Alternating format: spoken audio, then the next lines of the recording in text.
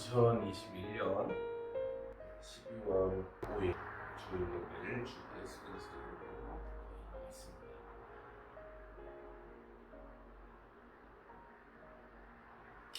하나님은 영이시니 예배하는 자가 영과 진리로 예배할지니라.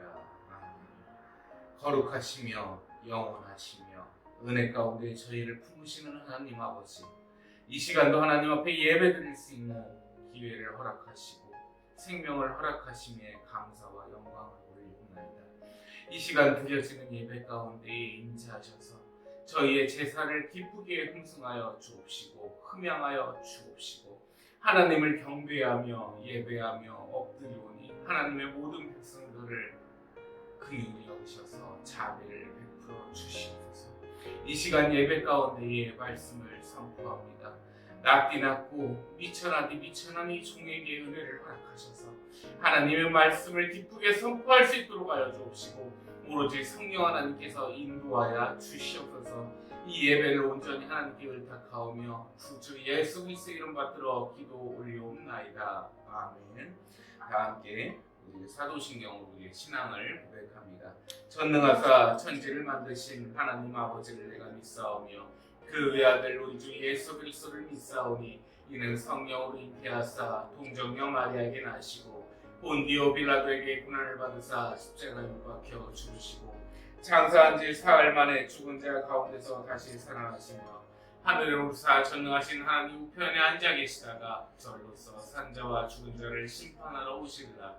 성령을 믿사오며 거룩한 공예와 성부가 서로 교통하는 것과 죄를 사하여 주시는 것과 몸이 다시 사는 것과 영원히 사는 것을 믿사옵나이다. 아멘. 네, 오늘 우리가 나눌 하나님의 말씀은 구약성경 창세기 1장 1절입니다. 구약성경 창세기 1장 1절입니다. 제가 봉독해 드리도록 하겠습니다. 태초에 하나님이 천지를 창조하시니라. 아멘. 네, 오늘 우리가 나눌 하나님의 말씀은 창세기 1장 1절인데 오늘 설교의 주제는 바로 사도신경입니다. 이 사도신경에 대해서 우리는 예배 때에 항상 외우게 되는데 이 사도신경을 형식적으로 그리고 잘 모르고 그저 예배 순서의 하나로서 외우지는 않았는지 생각이 들어서 오늘 사도신경을 한번 강의를 해보도록 하겠습니다. 먼저 다시 말씀드리면 이 사도신경은 공회에서 우리의 신앙을 고백하기 위해서 만든 신경입니다. 공동번역 성서를 보시면 거기는 카톨릭, 로마 카톨릭이라고 하는 그 천주교와 우리 개혁교회 개신교가 함께 저수를 한 것이 바로 공동번역 성서고 이 사도신경 또한 여러 가지 버전이 있습니다. 니케아 신조도 있고요. 그리고 이 개혁개정판 사도신경도 있고요. 세번역판 사도신경도 있고 여러 가지 사도신경의 버전이 있습니다. 정통교회에서는 90% 이상이 개혁개정판 성경을 사용합니다. 그래서 이 개혁개정판 성경의 사도신경을 우리가 외우고 있고 저희 합동교단 같은 경우에는 이 사도신경을 개혁개정판으로 외우지만 내용은 다 똑같습니다. 똑같은데 이 사도신경에 대해서 그저 형식적으로 외우는 분들이 좀 많이 보였어요. 진짜 뜻은 좀 아시지를 못하고 좀 부족하고 그저 예배의 한 순서로 외우기 때문에 이 사도신경을 한번 강의를 해야겠다고 생각을 해서 오늘 이 사도신경을 가지고 말씀을 나눠보도록 하겠습니다. 이렇게 아시는 것처럼 사도신경의 첫 줄부터 우리가 시작을 하겠습니다. 첫 줄은 전능하사 천지를 만드신 하나님 아버지를 내가 믿사오며. 우리가 이렇게 하는 뜻이에요. 전지전능하시고 무소부재하신 그 천지의 주인이신 하나님께서 이 천지를 창조하셨다는 것을 믿는 것입니다. 하나님 아버지죠. 근데 하나님께서는 어떻게 존재를 하시죠? 성부와 성자와 성령께서 삼위일체로서 존재를 하시는데 그 성부 하나님의 주권 아래 천지가 창조를 됐습니다. 그래서 그 전지전능하신 삼위일체 하나님 그리고 천지의 주인이신 그 하나님의 첫 번째 격이신 성부 하나님께서 천지를 창조하셨다는 것을 우리가 믿는 겁니다. 그것이 바로 우리의 첫 줄 신앙 고백입니다. 자, 그러면 여기서 진화론이 나오게 됩니다. 진화론도 주장하는 학자들이 많아요. 안타깝게도 일부 기독교 교단에서도 진화론을 암묵적으로 받아들여요. 정말 말도 안 되는 짓이고 가치조차 없는 일인데 이러한 일이 벌어지고 있습니다. 진화론을 말씀을 드립니다. 찰스 다윈이 만든 것이 바로 이 진화 이론입니다.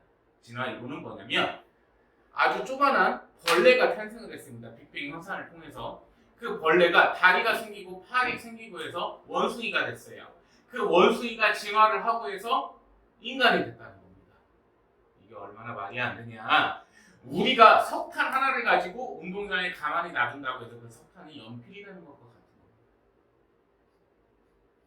원숭이가 인간이 되었다면 그 원숭이는 없어졌어야겠죠. 이 원숭이는 지금 있을 수가 없습니다. 왜냐하면 진화를 했기 때문입니다. 그런데도 지금 원숭이는 있어요. 창세기를 읽어보시다 보면 창세기 1장 25절에서 말씀하십니다. 하나님께서 종류대로 창조를 하셨다고 합니다. 하나님께서는 진화되게끔 창조하신 게 아니고요. 종류대로 다 창조를 해놓으셨어요. 짐승은 짐승끼리, 두 발 달린 짐승은 두 발 달린 짐승끼리, 네 발 달린 짐승은 네 발 달린 짐승끼리 다 창조를 해놓으셨어요. 그리고 가장 귀하게 창조하신 것이 바로 우리 사람입니다. 진화론을 주장했던 찰스 다윈은 죽어갈 때에 회심을 했습니다. 회개를 했죠. 아, 내가 진화론을 만든 것이 내 삶에서 가장 미련한 짓이었다. 그래서 찰스 다윈은 지금 영국 교회 묘지에 붙여 있습니다. 그래서 우리는 이 진화론을 절대 생각해서는 안 돼야 될 것입니다. 두 번째 줄로 넘어갑니다. 그 외아들 우리 주 예수 그리스도를 믿사오니. 우리의 구원은 오직 성자 하나님이신 예수 그리스도를 통해서 이루어집니다. 절대 예수님 밖에는 우리를 구원할 리가 없으시다는 거죠. 성삼위일체의 성자격이신 성자 위격으로 계신 예수 그리스도께서 오직 우리의 구원이십니다. 그 예수 그리스도를 우리는 믿는다는 것입니다. 예수 그리스도를 믿지 아니한다면 우리도 일개 세상 사람들이 얘기하는 종교에 불과한 것입니다. 그러나 대한민국의 종교, 전 세상의 종교는 바로 우리 기독교밖에 없습니다. 종교라는 뜻은 으뜸종의 가르칠 교자입니다. 으뜸된 가르침. 천지 만물의 주인이신 하나님의 말씀 밖에는 우리가 따를 것이 없다는 것이죠. 그 외아들 우리 주 예수 그리스도를 믿는다는 것입니다. 세 번째 줄로 넘어갑니다. 이는 성령으로 잉태하사 동정녀 마리아에게서 나시고. 자, 사람이 태어나려면 정자와 난자가 필요합니다. 그래서 그 정자와 난자가 수정이 돼서 이 사람이 태어나게 됩니다. 모태에서 10개월을 있던 다음에 사람이 태어나게 되죠. 그러나 예수님의 탄생은 좀 달랐습니다. 성모 마리아께서는 그 요셉 선생님과 약혼을 한 사이였어요. 천사가 어느 날 성모 마리아께 나타납니다. 하나님의 여종이여, 내가 은혜를 입었노라. 처녀가 잉태하여 아들을 낳을 것이다.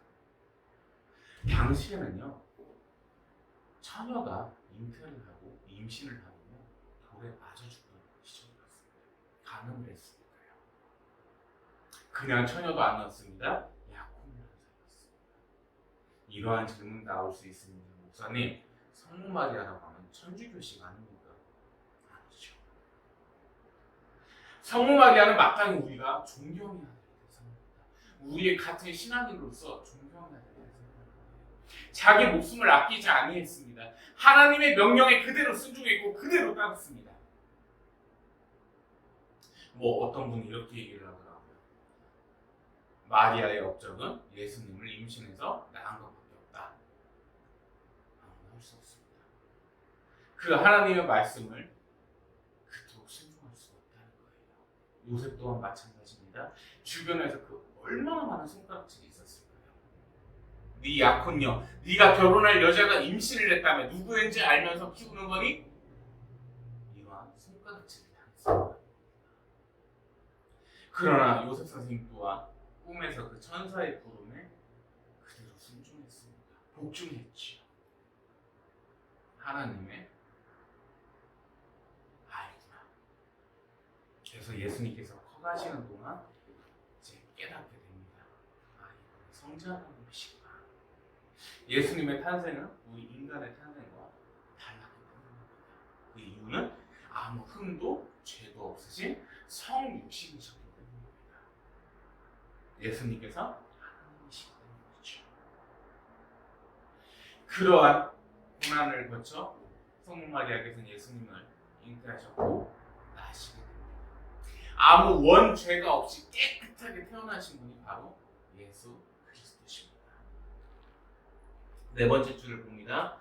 본디오 빌라도에게 고난을 받으사 십자가에 못 박혀 죽으시고, 한 사이비 교단에서 이렇게 얘기를 합니다. 사도신경은 안 외우는 이유가 뭐냐면 이 본디오 빌라도에게 고난을 받은 게 아니라고 하더라고요. 하나는 알고 둘은 모릅니다. 니케아 신경이나 새 번역된 사도신경을 보면 본디오 빌라도 치하에서의 고난이라고 써 있습니다. 이 말이 뭐냐면 본디오 빌라도가 그 당시에 총독으로서 그 관할을 했습니다. 그리고 그 본디오 빌라도에게 사형의 결정권이 있었죠. 본디오 빌라도는 예수님께 죄를 찾지 못했습니다. 네가 하나님의 아들이냐? 네가 유대인의 왕이냐?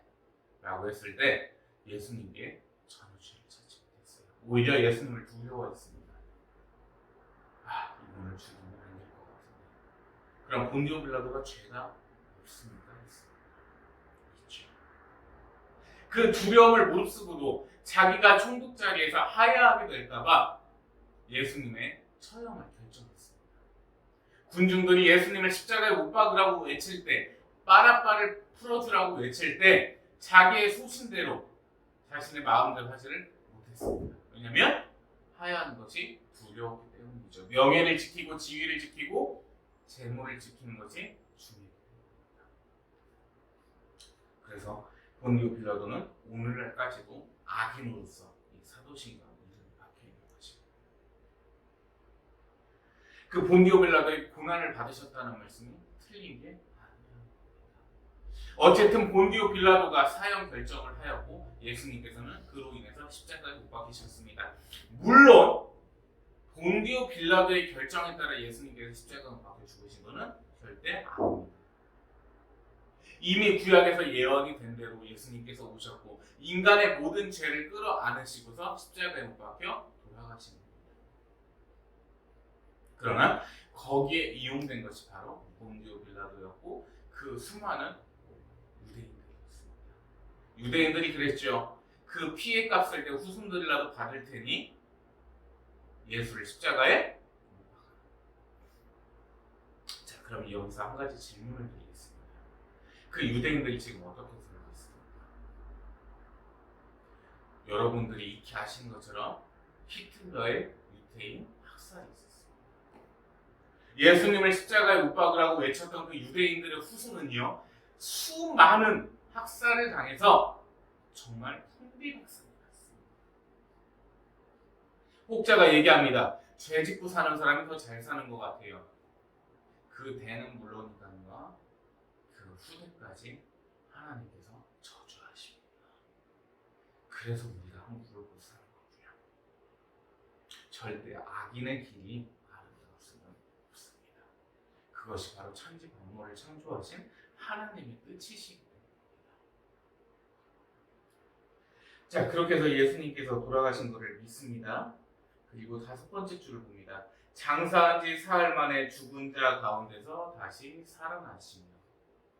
오늘 설교의 가장 중점이라고 할 수 있는 전부라고 할 수 있는 것이 바로 이 다섯 번째 줄입니다.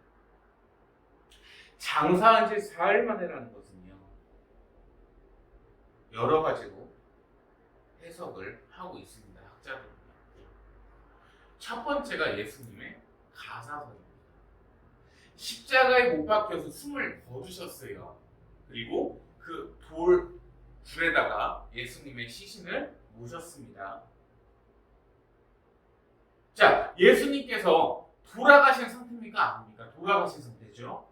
가사설은 뭐냐면 이 예수님께서 완전히 숨을 거두신 게 아니고 혼수 상태였다. 숨은 쉬고 있는데 혼수 상태였다. 기절하신 거다. 이게 첫 번째 이단 논리입니다. 두 번째 이단 논리는 뭐냐면 영지주의입니다. 모 영지주의 학자들, 그 이단들이 얘기하는 게 뭐냐면 예수님께서 십자가 못 박혀 돌아가신 게 영적인 해석이다. 육적으로 예수님께서 돌아가신 게 아니고 영적인 죽음을 의미한다고 이렇게 얘기를 합니다. 잘못된 이단입니다. 저주받을 논리입니다. 예수님께서 십자가에 못 박히셨어요. 그리고 숨을 완전히 거두셨습니다. 거두실 때 말씀하십니다. 내 영혼을 아버지께 맡깁니다. 그렇게 해서 완전히 육체로서의 숨을 거두신 다음에 장사가 되셨습니다. 그리고 장사된 지 사흘 만에 부활하신 것을 우리는 믿고 있는 것입니다. 자, 그러면 이 부분을 다른 버전으로 보겠습니다. 먼저 천주교회 공동번역 성서에는 이렇게 나와 있습니다. 저승에 가신 지 사흘 만에 죽은 자 가운데서 살아나셨으며 저승에 가셨다고 표현이 되어 있습니다. 그리고 원문의 가장 가까운 해석을 보면 지옥에 가신지라고도 되어 있습니다. 하데스라고 나와 있는데요. 이 하데스의 혹시 뜻을 좀 아시나요? 하데스는 지옥이 아닙니다. 원문 성경에 보면 지옥은 타르타로스라고 하는 단어로 기록이 되어 있어요. 즉 뭐냐면 하데스는 죽어있는 상태를 이르는 말입니다. 즉 이 다섯 번째 줄을 다시 해석을 해보자면 장사된 지 사흘 만에 예수님께서 십자가에서 숨을 거두셨습니다. 그리고 그 예수님은 어디에 가셨습니까? 예수님의 영과 혼은 어디로 가셨습니까? 이거에 대한 답이 어려울 거라고 생각을 하시는데 의외로 어렵지 않습니다. 두 강도가 예수님 곁에 십자가에 매달려 있었어요. 한 강도는 예수님을 조롱합니다. 네가 하나님의 아들이거든 거기서 내려와 봐라. 조롱했어요. 다른 강도는 고백합니다. 저를 불쌍히 여기셔서 하나님의 나라에 이르실 때 하나님 저를 기억해 주시옵소서. 예수님께서 뭐라고 대답하셨죠? 내가 진실로 내게 이르노니 너는 오늘 나와 함께 낙원에 있으리라. 아멘. 하나님께서 낙원에 계셨던 거예요. 이 하데스는 죽음의 상태를 이르는 단어일 뿐이 어떤 거고 예수님께서 낙원에 계셨다는 겁니다. 다만 하나님이시기에 성자 하나님이시기에 다시 부활을 하신 겁니다. 믿는 사람 우리의 그리스도인들은 다 어디로 갑니까? 죽은 다음에 천국으로 가죠. 그 천국에 계시다가 예수님께서는 사흘 만에 부활을 하셨습니다. 왜냐하면 하나님이시라는 표정을 보여주시기 위해서요. 그리고 두 번째 이유는 하나님께서는 죄가 있으셔서 예수님께서 돌아가시기 위해서입니다. 오직 인간의 죄 때문에 돌아가신 거죠. 한 가지를 더 짚어봅니다. 예수님께서 십자가에 매달려 돌아가실 때 엘리 엘리 라마 사막단이라고 외치셨습니다. 해석해 보면 나의 하나님 어찌하여 나를 버리시나이까. 자, 여기서 삼위일체 교리에 대한 반박이 들어옵니다. 하나님께서 계세요. 예수님이 하나님이신데 어찌 하나님께 버린다고 표현을 하십니까? 예수님께서 십자가에 매달려 돌아가실 때는 인간의 모든 죄를 다 감싸 안으셨어요. 짊어지셨습니다. 그럼 그 당시에 그 순간만큼은 예수님께서 죄인이 되어버리셨어요. 우리가 알고 있는 구약의 예언서를 보면요, 나무에 매달려 죽은 자는 저주를 받은 자라고 되어 있습니다. 인간의 모든 죄를 짊어지셨기 때문에 그 순간만큼은 죄인이셨어요. 그래서 그 고통 가운데에 돌아가셨다. 그리고 그 십자가의 보혈로 인해서 우리 인간의 죄는 모두 사라졌고 그 하나님께서는 사흘 만에 부활하시게 됩니다. 여섯 번째로입니다. 저리로서 산 자와 죽은 자를 심판하러 오시리라. 예수님께서 부활하셨습니다. 40일 동안 제자들과 함께 하셨어요. 그리고 다시 승천하셨습니다. 자, 혹자는 이렇게 얘기를 합니다. 그럼 예수님께서 부활을 하셨으면 계속 계셔주시지 왜 40일만 계셨습니까? 그거를 그리고 어찌 믿을 수 있습니까? 예수님께서는 구약의 예언대로 오셨고 구약의 예언에 따라서 삶을 사셨고 예언에 따라 다시 오신다는 거죠. 우리는요 하나님의 뜻을 알 수가 없어요. 하나님 앞에서 먼지보다 못한 존재인 우리가 어떻게 하나님의 뜻을 알 수 있습니까? 바다를 먹물 삼고 하늘을 두루마리 삼아도 하나님의 모든 섭리를 우리는 다 표현할 수가 없습니다. 도마가 부활하신 예수님께 다가가 얘기합니다. 주님, 손에 못자국 좀 한번 보여주십시오. 뚫려있네요. 제가 인정했습니다. 믿음은 보이지 않는 것에 실상이다. 하나님께서는 분명 뜻이 있으셨기에 승천을 하셨다는 겁니다. 그리고 하나님께서 원하시는 것은 바로 요한복음 3장 16절 말씀입니다. 하나님이 세상을 이처럼 사랑하사 독생자를 주셨으니 이는 저는 믿는 자마다 멸망치 않고 영생을 얻게 하려 하십니다. 승천하시면서 예수님께서 말씀하십니다. 너희는 가서 아버지와 아들과 성령의 이름으로 세례를 베풀고. 예수님께서 그렇게 하신 이유는요, 성삼일체 하나님께서 이 업적을 거행하신 이유는 모든 이가 구원을 받게 하려 하십니다. 십자가에 못 박히신 그 예수 그리스도로 인해서 내 죄가 사라지고 성삼일체 하나님을 믿고 따르는 말씀대로 사는 삶을 원하셨습니다. 그러나 오늘날까지도 그 귀하신 사역을 믿지 못하는 사람이 참 많습니다.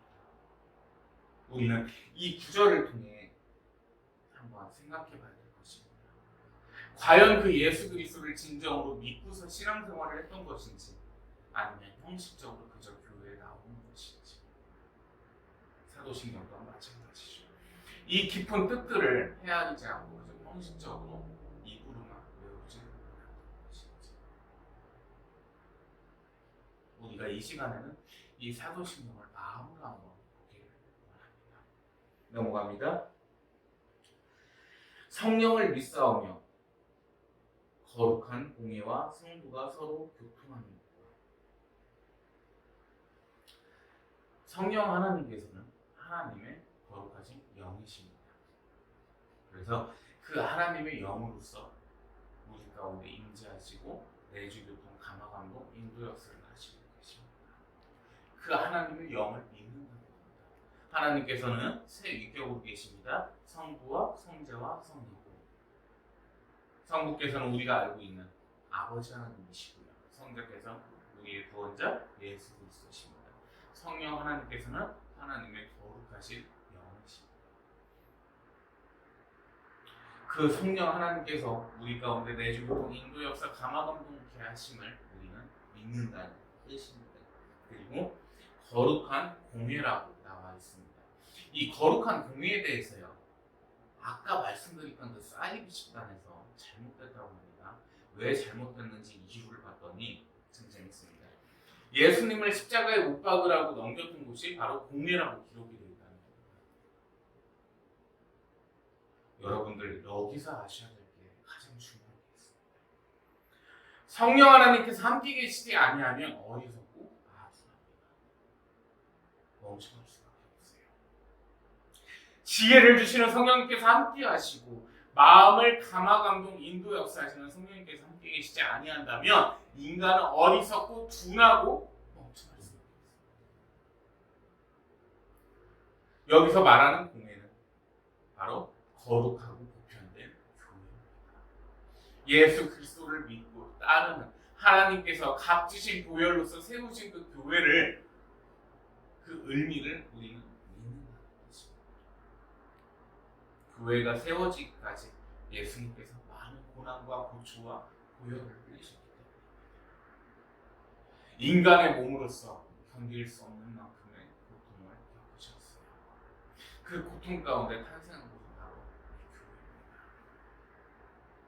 이 교회가 그저 사람이 모이는 일부 사이비 집단들처럼, 이단 집단들처럼 모이는 것이 아니라 예수님의 피로 값지게 세워진 곳이라는 것을, 성전이라는 것을 믿는다는 것입니다.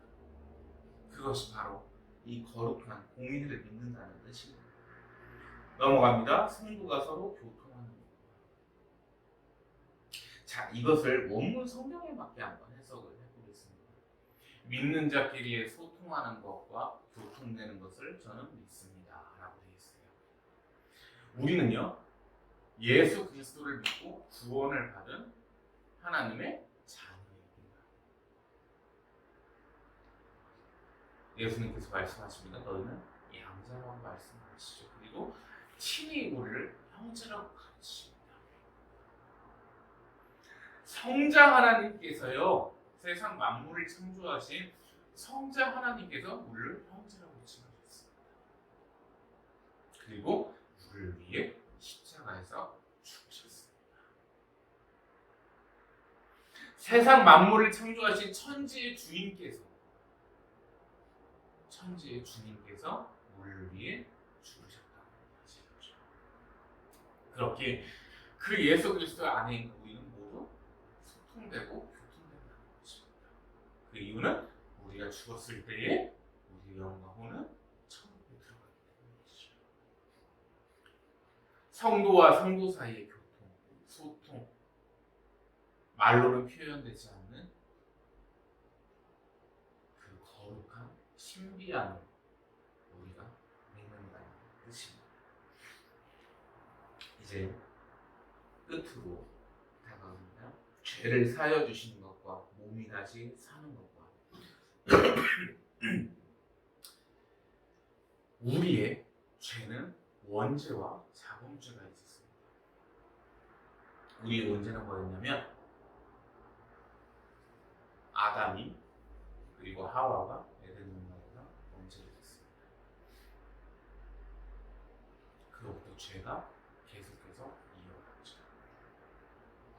왜 죄가 이어왔을까요? 우리의 부모님도 죄 중에서 죄를 배웠고 그 부모님의 부모님도 죄 중에서 잉태했어요. 인간은 원래 죄를 갖고 태어납니다. 이 원죄를 가지고 예를 한번 드려보겠습니다. 자, 태어난 아이가 있습니다. 이 아이가 장난감이 됐든 뭐가 됐든 쥐고 있습니다. 이 아이 것을 뺏었습니다. 이 아이가 울까요? 울까요? 웁니다. 내 것을 뺏겼기 때문에. 인간은 누구나 욕심이란 것을 가지고 태어납니다. 그래서 죄가 있는 존재입니다. 아담이 선악과를 먹은 이유가 뭘까요? 우리가 익히 알고 있는 것은 하와를 뱀이 꼬드깁니다. 네가 저 선악과를 먹으면 하나님처럼 될 수 있어. 해안이 밝아지고 시야가 넓어져. 그래서 하나님께서 저걸 못 먹게 하실 거야. 하와가 속죠? 먹습니다, 선악과를. 그리고 자기의 남편인 아담에게 권했습니다. 이거 먹어보니까 해안이 밝아진 것 같아요. 하나님처럼 될 수 있네요. 먹어봐요. 아담은 먹었습니다. 자, 그러면 여기서 질문을 하나 드리겠습니다. 아담이 그 선악과를 먹은 이유는 무엇이었을까요? 단순히 표면적으로 드러나는 하나님처럼 되려고가 아니라 어떤 이유가 있었을까요? 바로 지루함이었습니다. 이 에덴 동산이라는 곳을 하나님께서 정해 놓으시고서 여기서 너희가 먹고 싶은 거를 다 먹어라. 누릴 수 있는 것을 다 누려라. 다만 여기를 누리되 선악과만큼은 먹지 마라 라고 말씀을 하셨습니다. 지루했던 것. 여기에 갇혀 있는 게 지루했던 거예요. 저 밖에는 어떤지도 보고 싶었고, 저 밖에는 어떻게 사는지도 보고 싶었고, 물론 사람은 없었죠. 아담과 하와 둘뿐이었으니까. 그래도 궁금했어요. 밖에서 어떻게 사는지. 어떠한 경치가 있고, 어떠한 나무가 있고, 어떠한 식물이 있는지가 궁금했어요. 벗어나고 싶어요. 그것이 바로 죄의 이유였어요. 오늘날은 어떤가요? 부모님 품에 있는 아이들이 어떻게든 그 부모님을 벗어나려고 나가보면 얘기합니다. 고생이라고. 부모님 품 안에 있었던 게 가장 행복하고 기뻤던지를 모르는 겁니다. 똑같습니다. 하나님의 품이 가장 거룩하고 복되고 참되고 기쁘고 찬미와 영광 가운데 있다는 것을 몰랐던 거예요. 아담도 벗어나려고 했습니다. 그래서 죄를 짓게 되었습니다. 그 원죄의 속성과 의미와 뜻이 오늘날 우리 인간에게까지 전해되는 거예요. 그래서 우리는 죄를 지을 수밖에 없습니다. 그리고 우리는 하루하루 살아가면서 죄를 짓니다. 자범죄라고 하는데 저희 교단에서는 만 7세 이상부터 지은 죄를 자범죄라고 합니다. 내 사고와 상식과 판단을 가지고 지은 죄입니다. 오늘 하루도 죄를 안 지으시는 분이 혹시 계실까요? 우리는 하루하루 죄 속에서 살아갈 수밖에 없습니다. 그러나 그 죄를 우리는 하나님 앞에 자복합니다. 하나님, 제 죄를 용서해 주시옵소서. 그 누군가를 통해서가 아니라 하나님과 1대1의 관계로서 우리는 죄사함을 받습니다. 예수 그리스도께서 흘리신 그 값지신 보혈을 인해서 우리의 모든 죄는 사라집니다. 그러나 한 번 회개한 것이 끝나는 것은 말씀드린 것처럼 늘 죄를 짓기 때문에 우리는 하루하루 하나님 앞에 내 죄를 자복하며 회개할 수밖에 없습니다. 그것이 인간의 모습입니다. 영감이요. 몸이 다시 사는 것과 영원히 사는 것을 믿사옵나이다. 이게 어떤 뜻일까요?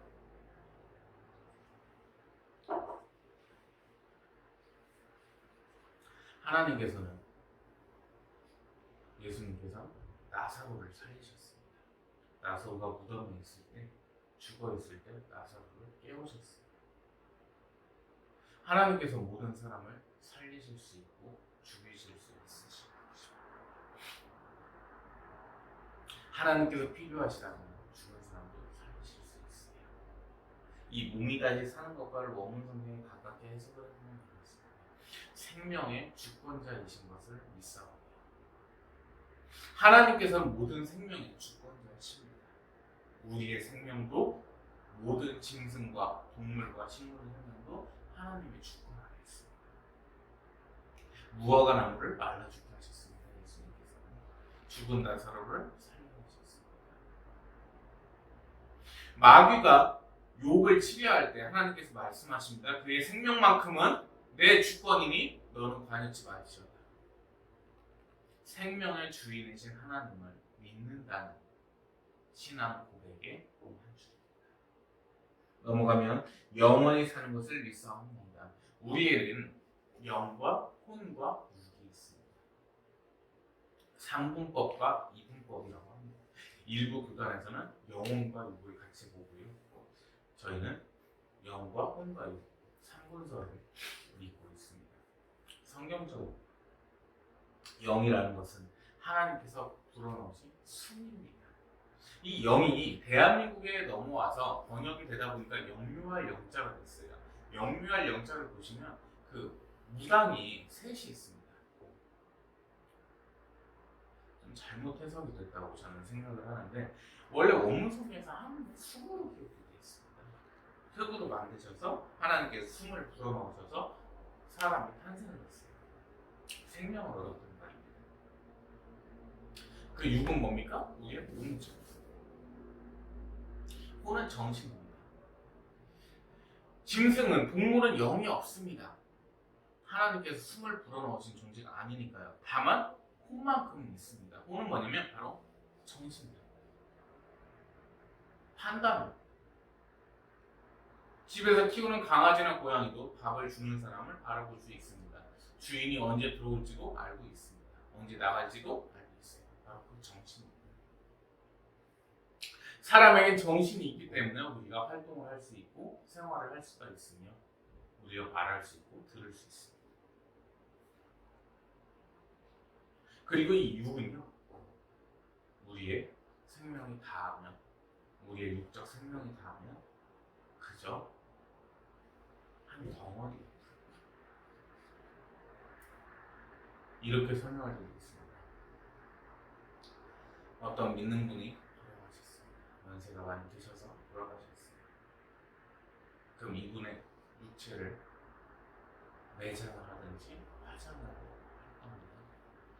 그러면 묻힌다는 사실, 흙 속에 있다는 사실, 불 속에 있다는 사실을 알까요? 알 수가 없죠. 왜냐면 영과 혼이 이미 낙원에 이르렀습니다. 거기서 우리가 알 수가 있습니다. 이 육은 우리가 이 땅에서 살아갈 동안, 이 땅에서 살아갈 동안은 잠시 필요한 생물이에요. 그리고 하나님께서는 이 육체로다가 영광을 더 이상 돌릴 수 없을 때 병들고 늙고 쇠약해졌을 때 더 이상 이 육체로서 하나님께 영광을 돌릴 수도 없고 찬미와 찬양을 할 수도 없을 때 천국으로 데려가십니다. 그래서 우리의 거룩한 영과 혼은 그 천국에 이르게 됩니다. 영원히 산다는 것은요, 영과 혼이 없어지지 않는다는 뜻입니다. 우리의 육체가 영원히 산다는 건 아니에요. 땅으로 꺼져버리고 죽어버리는 짐승의 모습과는 다르다는 겁니다. 자, 그러면 이렇게 반박을 하기도 합니다. 예수님께서 말씀하셨습니다. 무릇 살아서 나를 믿는 자는 영원히 살 것이니라. 이 말씀을요, 개역한글 개역개정으로 만들어서 영원히 산다고 하셨잖아요. 육체가 사는 거 아닙니까? 원문 성경에 보면 이 죽는다는 것이 바로 지옥에 떨어진다는 겁니다. 영적 사망이라고 표현합니다. 마귀의 주권 아래 영과 혼이 가둬져 버린 거예요. 죽은 거죠. 낙원을 누릴 수도 없고요, 하나님을 뵐 수도 없습니다. 그 들끓는 불길 속에서 영원히 불타게 됩니다. 혼이 있기에 고통도 느껴지겠죠. 그것이 그 죽음을 의미하는 것이었습니다. 우리의 육체가 영원히 살 수는 없으니까요. 말씀드렸다시피 우리의 육체는 소모품이에요. 살아서 나를 믿는 자는 영원히 산다는 것을 원문 성경으로 해석해보면 네 영과 혼이 나를 찬양한다면 나와 영원히 낙원에 있을 것이라고 했습니다. 우리는 죽어도 이 육체의 생명이 다해도 절대 영과 혼이 없어지지 않는 존재가 됩니다. 우리는 이제로부터 영원까지 하나님과 함께 할 수 있는 귀한 존재입니다. 그렇게 될 수 있었던 것은 성자 하나님이신 예수 그리스도의 거룩하신 보혈이 계셨기에 말씀을 정리합니다. 이 사도신경은 우리의 모든 신앙의 고백을 한 페이지에 담은 고백서입니다. 낭독서가 아니라는 말이죠. 우리는 이 사도신경을 앞으로도 숱하게 외울 텐데 오늘 이 말씀을 통해서 함께 가슴 깊이 새겼으면 좋겠습니다. 그저 예배의 순서를 하나로서 외우는 것이 아니라 하나님의 그 크신 섭리와 뜻과 우리를 사랑하심을 이 신앙 고백에서 사도신경에서 함께 느꼈으면 좋겠습니다. 이제 이 한 주를 또 새롭게 살아가실 텐데 이 사도신경을 우리가 아침마다 일주일 동안은 한 번씩 봤으면 좋겠습니다. 나를 사랑하셨던 하나님, 천지를 창조하신 하나님, 그리고 나로 죽으신 하나님을, 그리고 다시 사신 하나님을 가슴 깊이 새기며 하루 시작하시기를 권면드리겠습니다. 기도하겠습니다. 하나님 아버지, 하나님의 크신 뜻과 섭리 가운데 저희가 오늘도 먹고 마실 수 있습니다.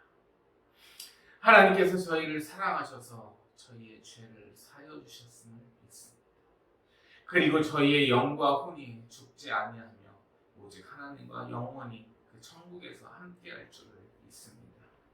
이 육체가 살아있을 때에 하나님께 늘 영광과 찬미와 찬송이 되게 하여 주시고 저희가 모든 이에게 복음을 전할 수 있는 기쁨의 그 환희도 누릴 수 있도록 하여 주시옵소서.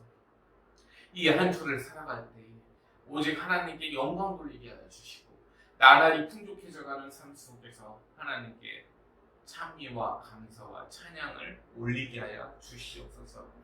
이 시간 몸이 아프고 괴롭고 힘든 성도들을 위로해 주셔서 그들의 마음에 기쁨과 행복과 즐거움을 더하여 주셔서 하나님을 찬양하며 하나님께 목소리 높여 찬송할 수 있도록 역사하여 주시옵소서. 그 흐른 눈물을 닦아 주옵시고 흐른 땀을 닦아 주옵시고 오로지 하나님께서 위로하여 주시옵소서. 은혜를 감사드리오며 구주 예수 그리스도의 이름으로 기도 올려옵나이다. 아멘. 이제는 우리 주 예수 그리스도의 크시고도 크신 은혜와 아버지 하나님의 무한하시며 극진하시며 지극히도 지존이 높으신 사랑하심과 성령 하나님의 내주교통 감화감동 인도 역사 충만케 위로하시니 이 시간 하나님 앞에 예배하며 하나님을 경배하며 하나님을 따르는 모든 하나님의 백성들 머리 위에 이제로부터 영원토록 항상 함께 계실지어다.